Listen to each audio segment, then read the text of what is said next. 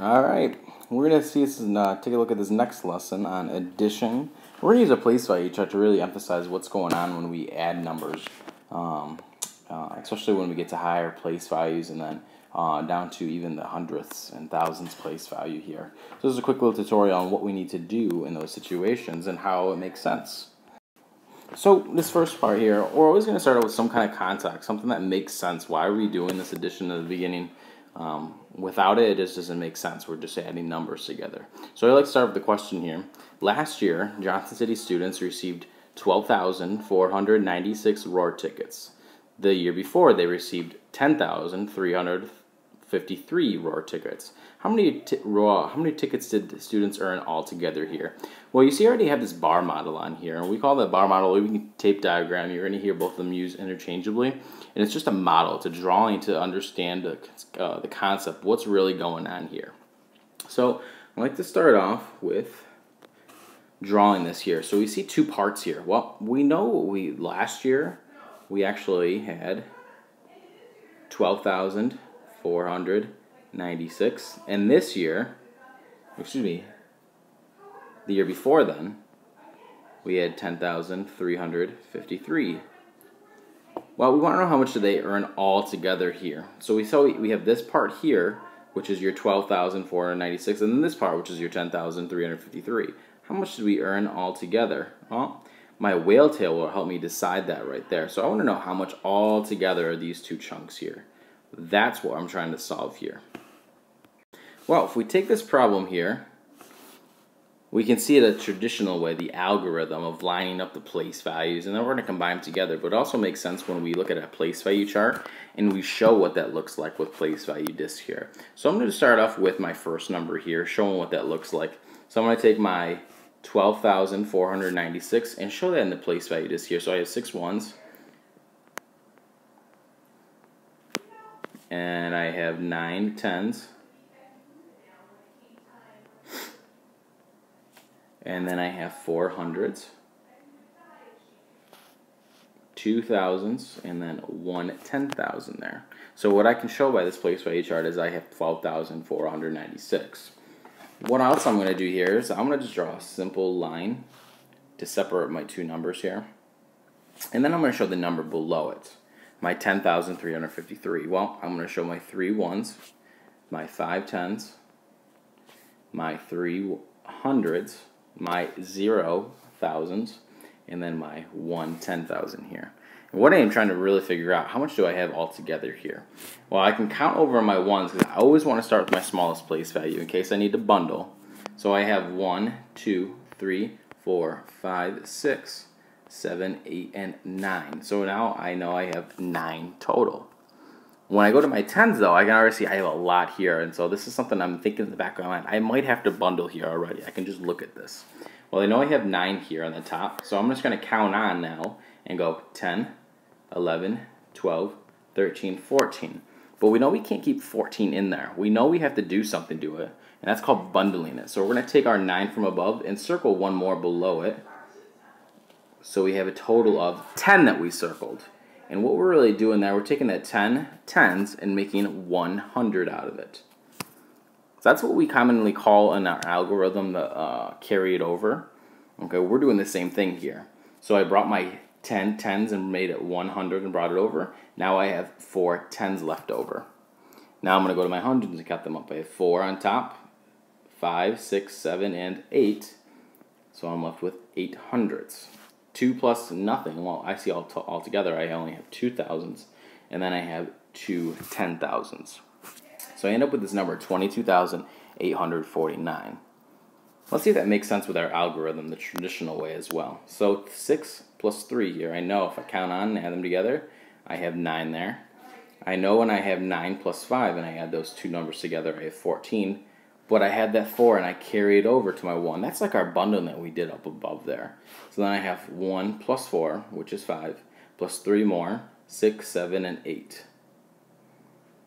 Okay, nothing else to carry over here. I have my next place value, 2 plus 0 is 2, and then 1 plus 1 is 2. So I end up with the same answer here, 22,849. Let's take a look at it though when you have decimals in here. what is that really going to look like here? So I have a great context here. Question that we can apply our math, our addition to. So yesterday, Mr. Yeagley spent $5.97 for lunch. Today, it will cost Mr. Yeagley $3.15. How much will he spend altogether? And this is very similar to our original problem that we started off with, and that we're going to use our tape diagram here to really model what that thinking is. Well, I know that my lunch that I spent on today was $5.97, or I can say that number is 5 and 97 hundredths. And then today, it will cost $3.15, or 3 and 15 hundredths. I want to know how much did I spend altogether here. So really, I want to combine those two pieces there. What did I have all together there? So what are those two pieces combined? That's very similar to the problem we had before. So when we show this number on here, we have to make sure that we're using our same place value chart with our decimal in here. That goes from the tens, ones, tenths, hundredths, and thousandths on here. And we can see our problem down below in the standard algorithm. And you're going to see there's a big thing that's so important that we need to do when we use that algorithm. But you're going to see it's very similar to the place value chart. So up above, I'm going to show my $5.97, or 5 and 97 hundredths. I'm going to start off with my my smallest place value there that I have was my hundredths there. And I know because it's 1, 2 spots right after my decimal point, just like up here, 1 and 2 spots. So it's my hundredths. I have 7 hundredths there. So I'm going to show my 7 hundredths. And then I have my 9 tenths. And then I have my 5 ones. So I can say that's 5 and 97 hundredths. Below it, I'm going to do the same thing for my 3 and 15 hundredths. So I know I have in this number 5 hundredths. I know I have 1 tenth, and then I have 3 ones. So just like what we did in our previous problem, I'm going to start all the way to my right here. All the way to the right as far as I can go. Alright, because if I need to bundle and carry things over, that's what I'm going to be. I'm going to have to start over there so I don't go backwards there. So I'm going to combine my hundreds together. So I know I have 1, 2, 3, 4, 5, 6, 7, 8, 9, 10, 11, and 12. So I have 12 hundredths. Well, we can't have that in there. We can't have more than 9 in a place value there. Doesn't make sense since we work on a base 10 system here. So what I need to do is I need to circle 10 of these and bundle them together so I can make 10 hundredths into 1 tenth. So I'm going to circle 10 of them. So I have 7 up above. I need to circle 3 more down below.